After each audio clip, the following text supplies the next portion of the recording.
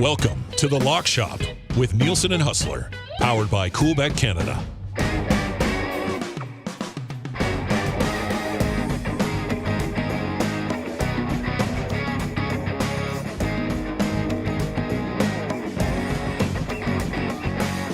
Hello, everyone, and welcome to another episode of The Lock Shop. Nielson and Hustler with you. The Lock Shop, as always, brought to you by our friends at Coolbet Canada. Sign up for an account today. Boom, 100% deposit bonus on your initial deposit, up to $200 with the bonus code LOCKSHOP. Huss, what's up, buddy? How are you? Huge weekend.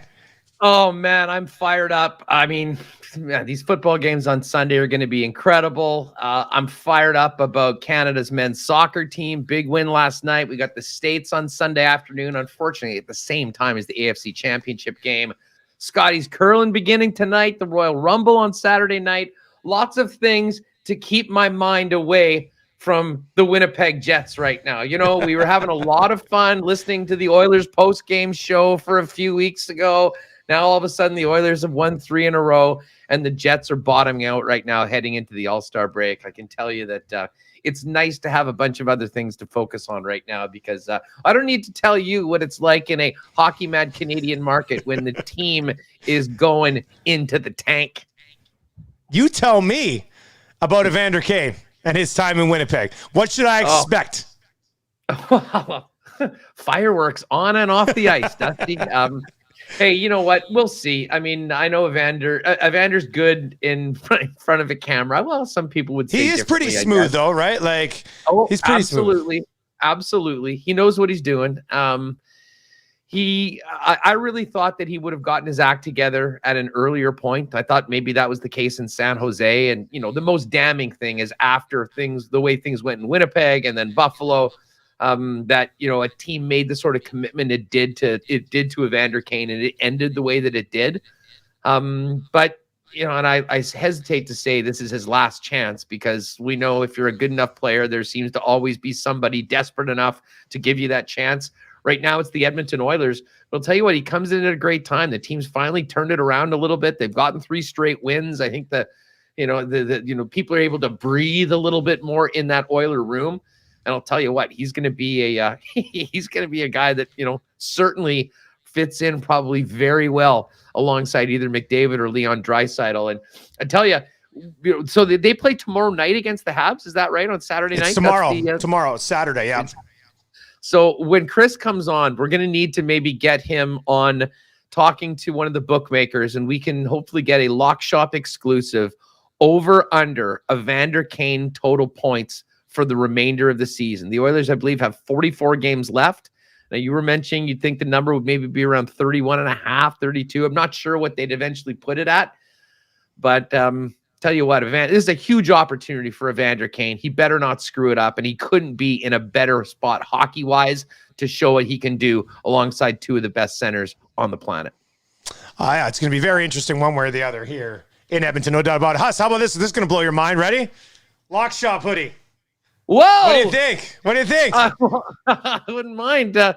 Send me the link. Where do I order one? I'm working on it. So this is my test order for a Lock Shop hoodie, and there's one step left on the back end before I can tweet it out. But it's comfy. The logo looks good. It arrived in 6 days. It's pretty affordable, so we're laughing, buddy. Beautiful. Well, I know that hopefully there's a lot of people with a lot of extra change from watching the Lock Shop the last couple of weeks, so they can get one when they're ready. How about that? 17-3 for the boys through 2 weeks against the spread. We only have 3 games left. All I can think about, and I was talking to my wife about it, I said, we're 17-3. Like, we're on fire right now. And then all I could think about to myself was, where the hell was this when we were doing our Circa contest picks? Like, we'd be sitting on a beach somewhere watching these games, or be it both of them. It's it's been a hell of a run, buddy. It's been fun ride. No doubt about it. Well, listen, dude, I mean, you were 9-0 heading into that Chiefs-Bills game and could have easily been 10-0. I'm quite thankful that the Chiefs pulled it off, and maybe the best game that we've ever seen. It's going to set up for 2 great weeks. But bottom line is, we have been together on 6 or 7 picks and are 7-0 when we've both been on the same side so far in the playoffs. So 2 great games. Interesting bit of a line movement in the Chiefs-Bengals game this morning as we get to it. And the one thing is, you are 9-1. I'm 8-2. But in our confidence picks, I actually have a single point lead you're up by on 1. you. And for folks that are following along, we're going to do 1 4-point game, 1 5-point game today, and then the Super Bowl in 2 weeks will be worth 6 points, the final one, and we'll see how it all works. This is going to be interesting. How are we going to do? Who picks first, and then who does the first game, and who does the second game?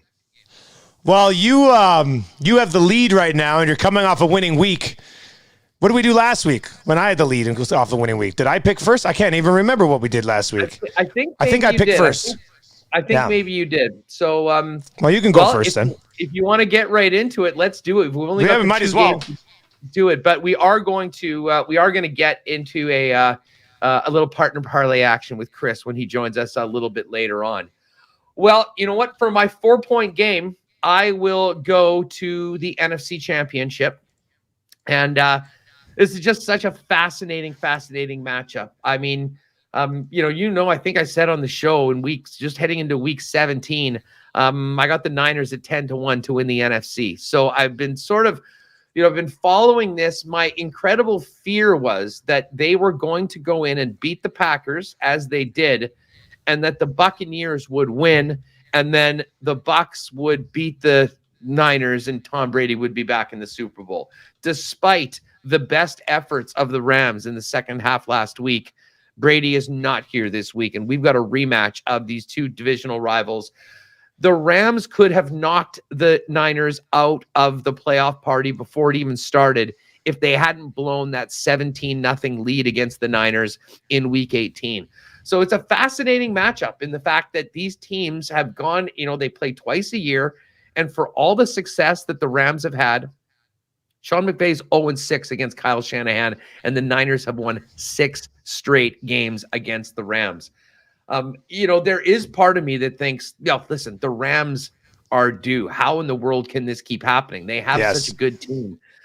But I got to tell you, man, after watching the second half of that game and comparing it to what the Niners did, and listen, the Niners did nothing offensively, but that's a real tough place to play and a tough spot against a good Green Bay team. For the Rams to turn the ball over 4 times in the second half the way they did, the snap over Stafford's head after they got a turnover back to be able to breathe. I mean, it was the least confidence-inspiring win in a divisional final I can remember maybe ever. And I don't know what the Rams are. I mean, at their best, absolutely. They can probably beat anyone in the league, but they are so damn inconsistent, even within the 60 minutes of an actual game. And there's something about this Niner team to me that is, it's so unique as opposed to the other teams that are still in right now. I mean, you look at the Chiefs, you look at the Bengals, and you look at the Rams. I mean, these teams all have massive, high-powered offenses. That's not really what you think, or at least amongst the passing game of the Niners. And to be honest, the Niners didn't really run the ball particularly well against Green Bay, but it was defense and it was special teams that got the job done. And man, that counts for a lot. This line right now is at 3.5. To be honest, I think this probably should be a 3-point line. And I'm talking to Chris Abbott, and he'll maybe expand on this a little bit later on. I don't think you're laying a little bit more money to get the Niners at plus 3.5 because I don't think they want to get it down to an even 3 number. But I really do like the Niners. I mean, I liked them before the playoffs. I think there's something special about this team, and they have a proven track record against the Rams as their true nemesis right now. So it should be a great game. I mean, I really do think this will be close. Even if I didn't have the Niners future, I think that I would be on the Niners at this number right now. I have thought about a money line, Rams bet to sort of hedge the other side. But as I've always said, hedging is for gardeners. So I think I'm just going to ride with the Niners to keep going on. I thought they'd do it at the beginning of the playoffs. They're here right now on the precipice, and plain and simple, they know how to beat the Rams. So if I'm going to get 3.5 points playing against the spread, I'm taking San Francisco. When this line first opened, we talked about it on Tuesday. That extra half point is a big deal. And I think when I actually place my bet, I'll find a way to move that line, whether I have to go in and do whatever. It's tough for me to go against the Niners here, but I honestly think I'm going to do it because you said it. Like, the Rams are wildly inconsistent, and they're coming off a week where, they're coming off a few games here where they've basically just almost given multiple football. Well, the game against the Niners, they did give away. They almost gave away this one against the Bucs as well. Prior to fumbling the ball 4 times, though, they were in full control of that game. Like, they looked incredible. They looked so good at times.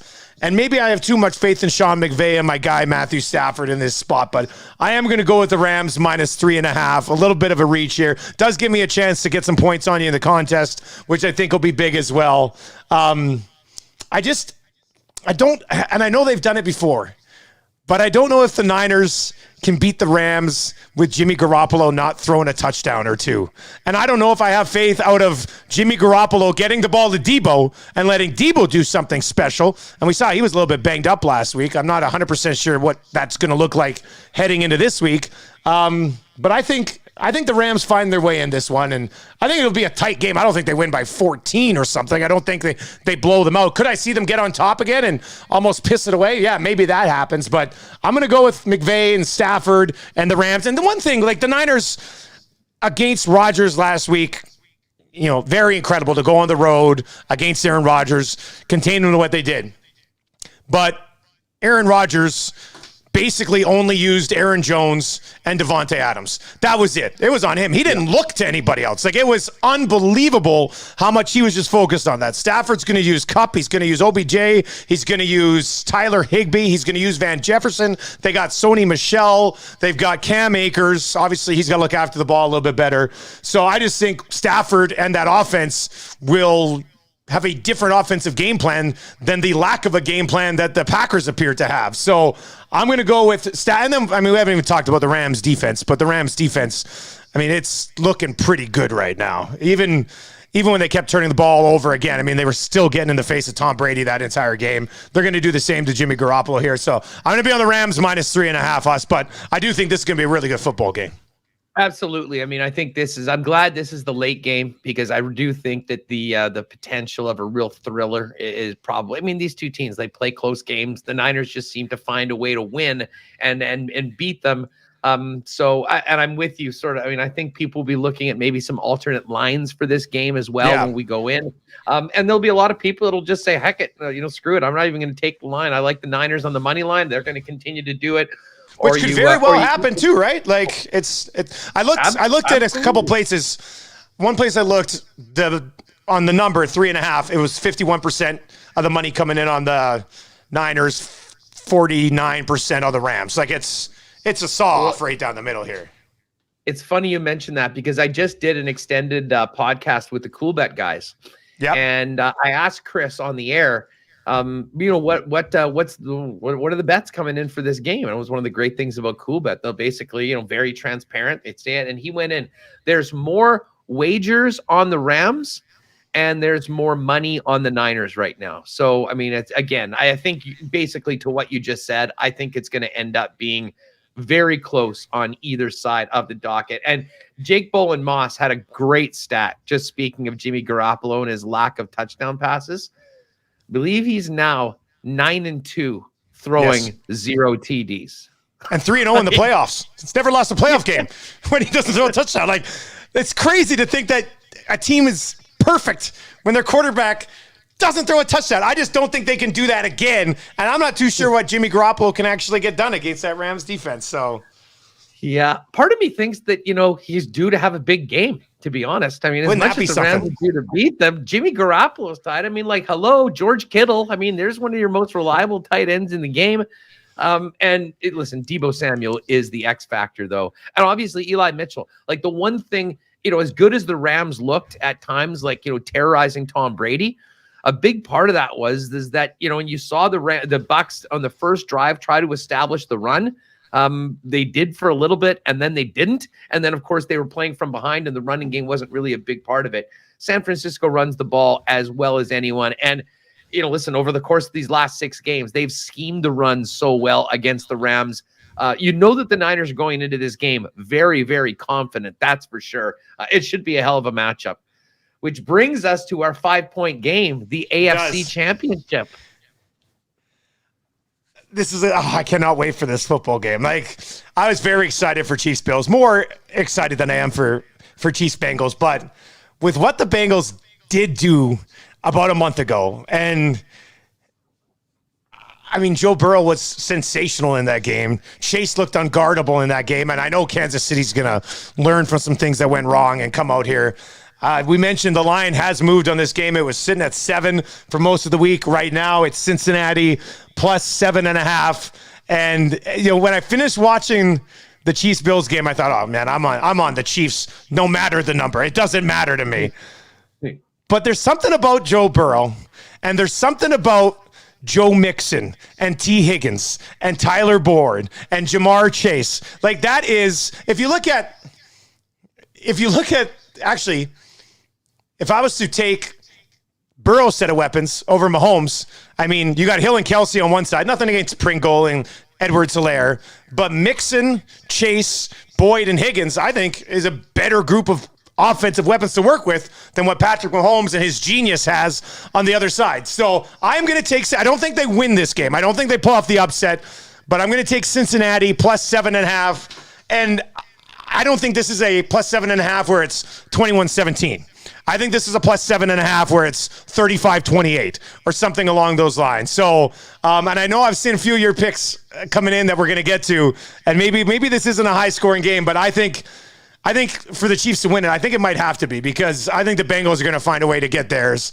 I'm going to take Cincinnati plus 7.5 as a road dog here.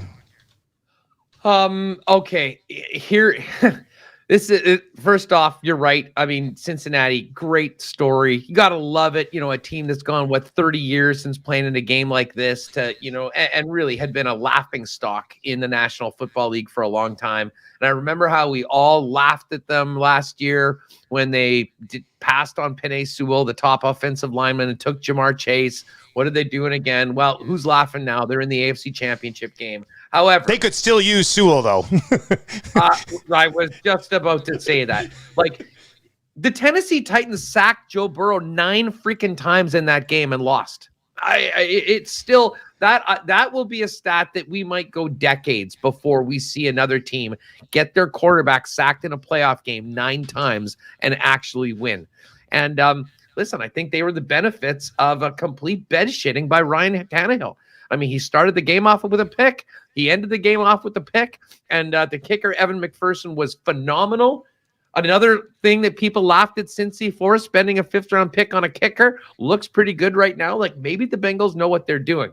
That being said, the Kansas City Chiefs know what they're doing. And, to escape that game against the Bills in the fashion that they did, I think only makes them more dangerous going into this game. Now, I could certainly see the Bengals making this close. I could see them getting in the back door at the end, and the Chiefs, who have been often as big time, favorites, get the football and just get a couple first downs and move on. But I kind of think that, what happened at the end of the game, I think they pick up right where they left off. And I mean, the big question for me as to whether this game will be close is whether the Bengals can protect Joe Burrow. They didn't do a very good job of it against Tennessee. It'll be all hands on deck for the Chiefs. And listen, they might do less blitzing and spend a little more time covering Chase, because Spagnuolo stubbornly just continued putting him out in single coverage, and they absolutely torched Kansas City in that game in Week 17. But I think all the momentum's rolling with KC. The Bengals are playing with house money right now, and I do like the Chiefs to cover this number. I loved it a lot more at 7.5. But I'll hold my nose with the extra half point and hope that that's not an issue. And you know what? Maybe we can, we'll get Chris in and we'll talk about the partner parlay, and we can get into the total on this game, because we adjusted a little bit, but I do have a thought on that, because I know a lot of people think that this is going to be another fireworks show like we saw from between the Buffalo Bills and the Chiefs last week. All right, so there we go. It all comes down to this, us. I mean, Super Bowl in the contest ain't going to matter because, I mean, unless we split this week. If we split this week, yeah, that's true. You're right. Yeah. This week. And I guess we've now sort of guaranteed ourselves being 19-5 overall against the spread for the playoffs because wait a second. No are we hedging? we're going head to head on both of these games. Hey, 19-5 is not bad. 21-3 would be better, but 19-5 isn't bad. All right, let's get into our. And we're going to get Chris Abbott's picks coming up here as well. But let's dive into the boosted partner parlay. Abbott's going to pop by for that as well. It's been boosted to plus 415. We've also hit 2 of these in a row. Like the playoffs have been awesome. And the last 2 were plus 400. This one's plus 415. So we're going against the grain just a little bit. But you break us down on that under first, Huss, and then I'll get to mine and we'll bring in Chris. Well, you know what? I mean, listen, I think this number is high, and it should be. They're both 2 high-powered offenses. But, considering the way the game went the last time these two teams played, I don't think it'll be the same. I think there'll be more emphasis on ball control by Kansas City, and they've been doing a great job of that. And I really don't think those massive 60 and 70 and 80-yard touchdowns will be as easy for Burrow and Jamar Chase to get, especially when you consider the current state of the Bengals offensive line, which I just mentioned. I mean, if Joe Burrow is on his ass half as much as he was against Tennessee, I mean, I don't think that they're in a position to put up a lot of points. And let's face it, they didn't even hit 20 last week on the road against the Tennessee Titans. The crowd's going to be a factor. It is not going to be an easy place for Joe Burrow to operate. Although, as he mentioned, you play in the SEC in those buildings, you're used to crazy crowds and very inhospitable spots. But I'm on the under on this game is 54.5. So we have had some success adjusting those numbers a little bit. I just think that we're getting really, really high for a game that, depending on what the score is, there might not be a lot of need for at least one of the teams to score in the second half. And it'll be more about eating up the clock as opposed to putting up points on the board. So I've got it up to, we've got an extra 3 points to 57.5 and taken the under 57.5 for Kansas City versus Cincinnati. That number, if you just bet it on its own right now, is minus 154 at CoolBet.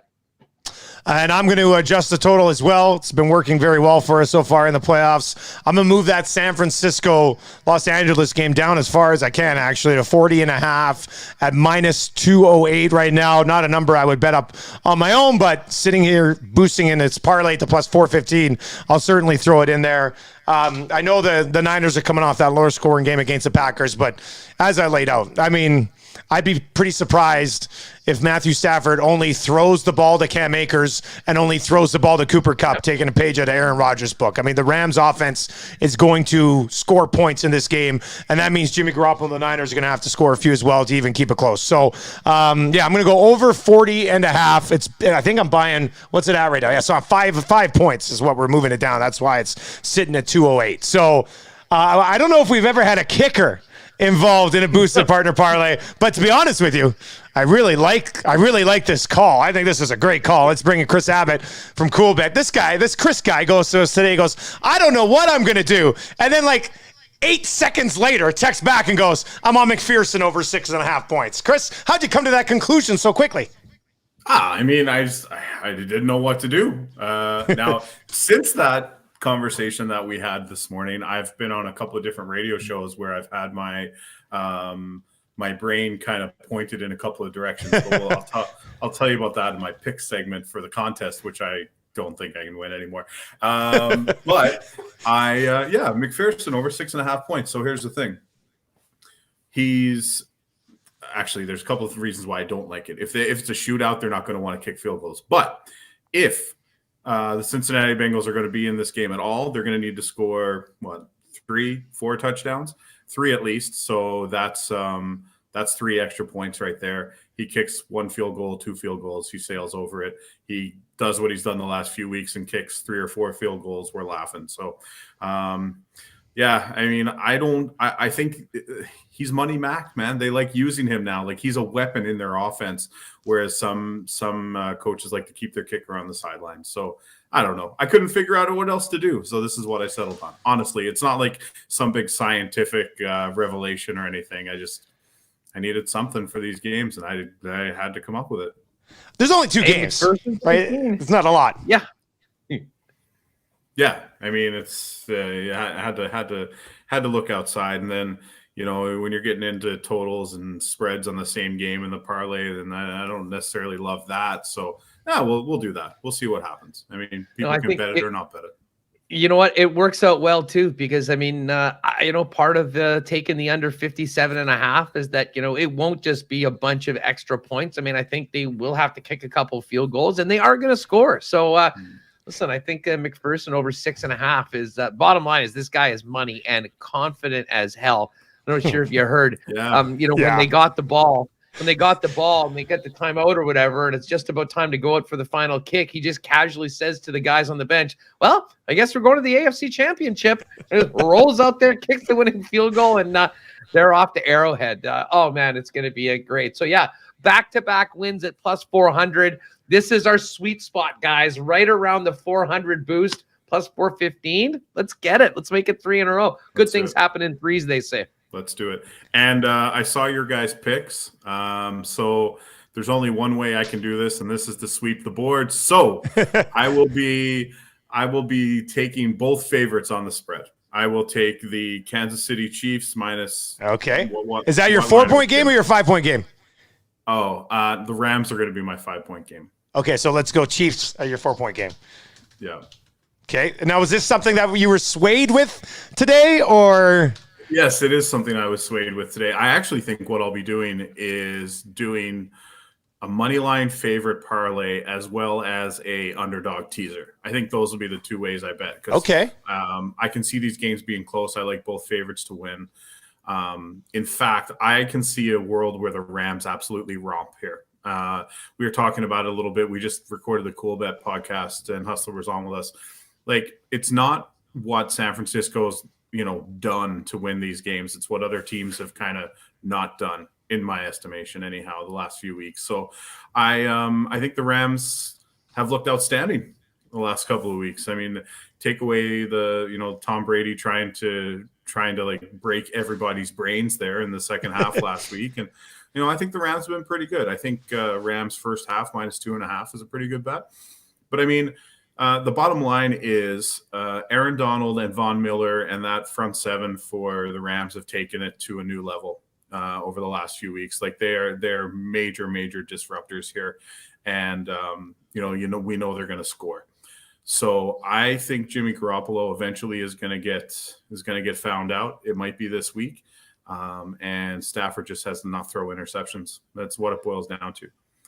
So I do like the Rams there. And then Kansas City, back to front sevens and bad offensive lines. I was looking at it, and when you look at Cincinnati's games against teams with good defenses, like last week, like against the Bears, a couple other times during the year, they lost twice to the Browns, who have some big dudes up, superstars up in the front seven defensively. They scored less than 20 points a lot of times. So I think they're going to need to score 30 or more to hang in this game, and I just don't know that Burrow's going to have the time to get it done. I mean, certainly Kansas City secondary is susceptible, but I don't know if he's going to have time to get back there and make those throws. So with that, I think it's also quite possible the Chiefs romp in this game. I like it. I don't mind the idea of having both the favorites on a money line ticket and then teasing the other two on the other side of it. Yeah. That's what I'll be doing. Like, ultimately, that's what I'll be doing. But for the sake of trying to scrounge back at least one $50 bill here, I'm gonna make these plays. I want to dive into that. Just, Huss, you would remember this game much more than me or maybe Chris. But that last Bengals-Chiefs game, do you remember how much did they get to Burrow in that game? Was that because he was 30 of 39 for over 400 yards? He had a massive game. Did they manage to keep him up in that game, or was he under fire that whole game too? He was under fire, but part of it was the fact that Spagnuolo just kept on, I don't want to say bringing the house, but they were blitzing repeatedly, and he stubbornly just kept on leaving Jamar Chase out in single coverage, and it kept on burning them repeatedly for the entire game. So, I mean, you would think that they would have learned a lesson in that game. And to be honest, the way Kansas City, has been playing defensively. I'm not sure that they need to bring as many guys, especially against that Cincinnati offensive line. So I think they might be a little more conservative, or at least just pay a little bit more attention to Ja'Marr Chase. And hey, listen, if it's T. Higgins or Tyler Boyd that kills them, they can probably live with that. But job number one is going to be avoid a repeat of what happened with Chase going for just about 300 yards and 3 touchdowns in one game. But you know what? Will they be able to be as successful getting to him as Tennessee? I'm not sure. But if that comes at the expense of needing to have an extra guy keeping an eye on Ja'Marr Chase, I'm sure they'll be fine doing that, because I think the Chiefs are quite confident that they'll be able to score. Wasn't it wasn't that the game too where Chase made, like 10 or 15 yard catches and then just outran the secondary a couple of times? There was some all varieties of long. I feel like that yardage is a little bit inflated with the yak. I mean, I'd have to go back and check, but I'm pretty sure that Burrow, was the case there as well. Burrow was sacked 4 times in that game. I just looked that up. So he was sacked, not a bad day, I guess, for the Cincinnati Bengals if Burrow's only sacked 4 times. It's weird. The Bengals. Listen, go ahead, Chris. Go ahead. Okay, so here's another part of that. What if he gets hurt? What then? If he gets hurt, they're done. Yeah, exactly. Yeah. So, I mean, he's been hit that many times. I don't want him to get hurt, obviously, but it's something you have to consider. If your quarterback's out there getting smashed 4 games is a good, or 4 sacks is a good day. If Frank Clark and the boys get in there, then you never know.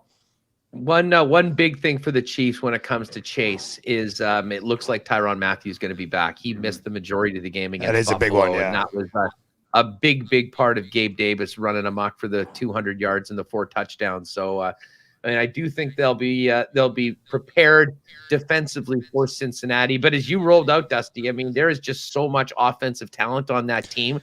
If they shut down Ja'Marr Chase, if T. Higgins is one-on-one, guy's a monster. He's a beast, right? So there are some ways for them to score. Just can they score enough to go with what Patrick Mahomes could possibly bring to the table? So how was last weekend for the book, Chris?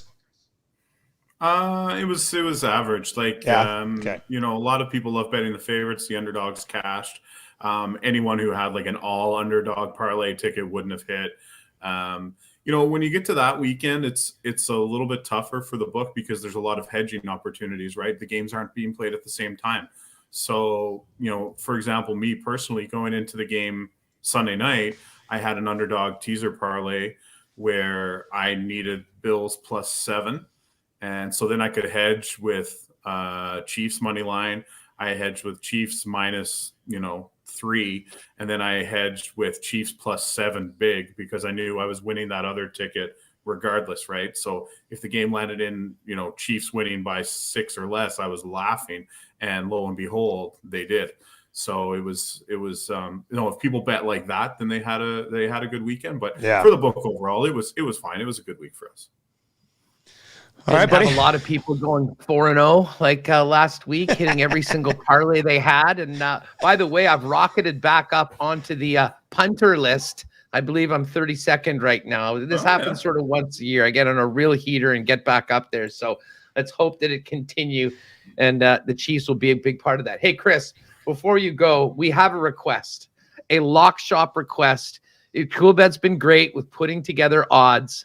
And considering how many folks of this program are regulars from both Edmonton and Winnipeg, we need a line on Evander Kane over/under points for the remainder of the season with the Edmonton Oilers to get out before they play. I guess they play tomorrow against the Habs. They play tomorrow against the Habs. They got 43 games left. Is it 43 games left on the 43. season? They played 39, so they got 43 games left. I'm fascinated to hear what the number even would be with that number. I mean, knowing that he's a pretty damn good player and he's going to be playing with some pretty good players as well, but there's always the chance that Evander Kane's himself and, ends up playing 7 games and it's over. So, but I know there'll be quite a few people that'll be interested on that, and we will definitely get in on that number one way or the other once we see it. So, if you can figure that out, or if one of the big brains in the bookmaking office can put out an EK9 number, we'll get that out to our people. And I have a feeling there'll be quite a few folks that'll want to jump on it.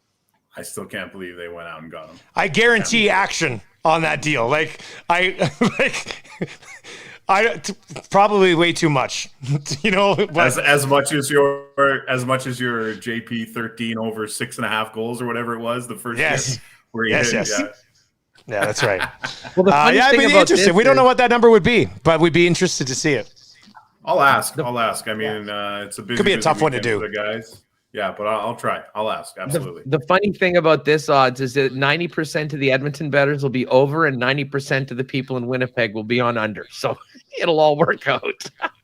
Yeah, exactly. Right. We'll just take the juice. Yeah, I'll look into it for sure. I mean, they play tomorrow, so it's already late in Europe. We can even do the final 40 games if you got. That would give you like a week, get a feel for him playing with them and stuff. That might actually, that would help them, I guess, probably get a read on how he's going to be used there. So yeah, it's a little hard to do those long ones in season, obviously, because every game that plays, the odds change. But I'll see. I'll see what we can do. Unique situation. Yeah, if it's possible, let us know. We'll get it out to the people. It's an emergency. Okay. It's an emergency lock shop parlay or not parlay lock shop prop bet that I don't need the number. Even if they don't do it, just text us and tell us what they would have set the number at so that we can place some bets on it ourselves anyway.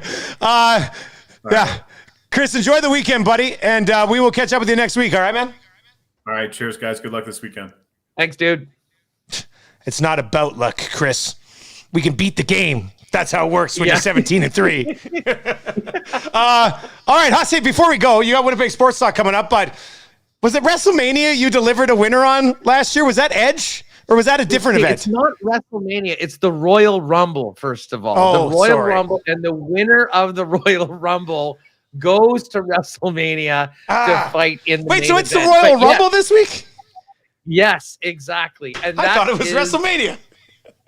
No, and for your listen, you're exactly right though.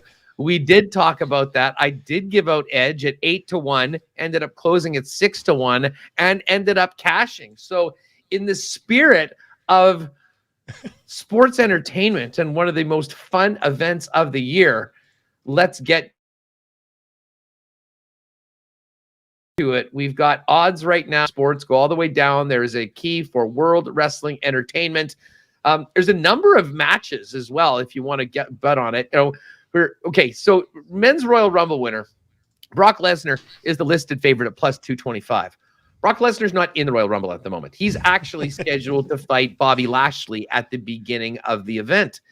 There is rumored that they were planning on having Brock Lesnar fight Roman Reigns at WrestleMania. Roman Reigns got COVID, had to miss out on their match a few weeks ago. Long story short, Lesnar went into a match and won the other championship. So he's defending it against Bobby Lashley. There is speculation that he might lose to Lashley and then enter the Royal Rumble later on and win it. And that's why he's the betting favorite. So Chris brought up a great point when we were talking on the cool bet list. If that's the case, then Bobby Lashley plus 140 in that opening match might make a lot of sense. We'll just throw that out there. You got Reigns versus Rollins, Becky Lynch and Doudrop. All the other numbers are sort of big ones. Don't really have a big lean on those. As far as the men's Royal Rumble goes, though, odds are Lesnar plus 225. I think if you like that number and you think Lesnar's going to win, I think Bobby Lashley at plus 140 in that first match makes a lot of sense to put a little sprinkle on. AJ Styles has been the guy where the number has moved the most. I think he opened up at 10. He's now at 4-1. So obviously, I mean, it seems like people are on that. Maybe AJ is going to be the guy that gets that push. He certainly is an incredible wrestler. Will make for a great match at WrestleMania. I am sort of partial to Big E. He was the former champ. He lost in that 5-way match to Brock Lesnar. He's been very quiet lately, but sometimes I think, and a lot of people, obviously, with him being at 4-1, feel that this is sort of the moment where he'll not get the title back, but win the Royal Rumble and then have a chance to have his WrestleMania moment. Longtime superstar, massive dude, very popular. But going down the list, I mean, there's Reigns, Drew McIntyre, Kevin Owens is interesting of those mid-range guys at 13-1. He just re-signed with WWE. Not the prototypical superstar, but one of the best wrestlers, great talkers. He could be in the mix. But here's a long shot for you, and I got to give my shout out to my guy, the Jets Pope, for this one. If you go down, there's a dude named Braun Breaker at 35-1 to win the event. Now, I don't think that he's going to win the event, so I'm not betting him at 35-1. However, the other option is for top 4. Braun Breaker is the son of one of the Steiner brothers, a former football player. He's only been in wrestling for about a year and has just become the new NXT heavyweight champ. So this is a guy that's getting a real push, although not very many people know him. They're trying to give a big boost to the NXT brand right now as they've done some major changes. And this is one of these young guys that they're trying to make a star. So the thought of having him come in and not necessarily winning, but being able to be a prominent spot and maybe be there until the Final Four, I think makes a lot of sense. So that number at 17-1 stands out amongst many of the others for a reason why that they would do it. And the potential for, a young, big guy to go in, make a name for himself and be there towards the end. So I will be on 17-1 on Braun Breaker to be in the top 4. And the other guy I think I'll probably put a sprinkle on, maybe even to win, is Matt Riddle. I'm a big fan of Riddle. I think he's a superstar in the making, already really popular. He's been sort of in the tag team scene with Randy Orton. But I think people would be in on that. So maybe even a sprinkle on 30-1, but definitely 7-1 on to be in the top 4 for Matt Riddle. I don't think there's a ton of value at the top of the board as far as the men's Royal Rumble. I think where the value is in a couple of those top 4 bets. And as far as the women's Royal Rumble goes, it's wild, man. The Ronda Rousey is the favorite at -133. As far as we know, she's not even in it. But when this sort of thing happens, it sort of assumes, okay, people know that she is coming back. She is going to be in, and she would be the biggest draw when it comes to, getting back into WrestleMania. But the fact of the matter is that she's there at that number. I think there's much better value on a couple of the other ones that might be more likely. And that's Bianca Belair at plus 650. Then you got Alexa Bliss at 10-1, Liv Morgan at 11-1. And along the lines of Edge last year, Lita. Remember Lita with the Hardy Boys back in the day? Yes, Lita? She is back. She's in the Royal Rumble. And I'll tell you what, she's another one of those stars that has, enough of a following and enough of a history that if she came in and they wanted to do a run with her, a win at the Royal Rumble and having her go in and be an actual, challenger at WrestleMania would be sort of what they're looking to do, and that's got eyeballs on it. So maybe a little thought on Alita at 11-1.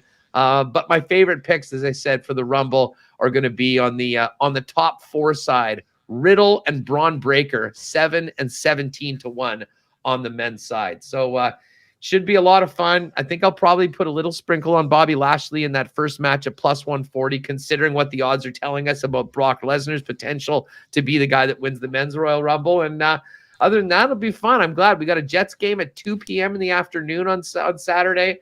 And then, of course, Saturday night, Royal Rumble, and then Sunday, the football games. One other thing we do need to get a bet in. One other thing we do need to get a bet in is on this Canada-USA game. Yes. Big win last night for Canada versus Honduras. I know we both cashed some nice tickets from CoolBet. The odds for this game now have come to basically even.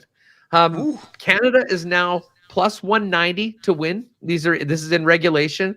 A draw plus 190 is the same odds, and then the USA is plus 180. This is as close of an odds as you can pretty much have in a matchup. I'll tell you what, after the 3 points last night against Honduras, to me, a draw would be perfect for Canada. And to be honest, I think the United States might take it as well. So I am in on a draw at plus 190 for Canada and the U.S. Hey, I'd love to see them win.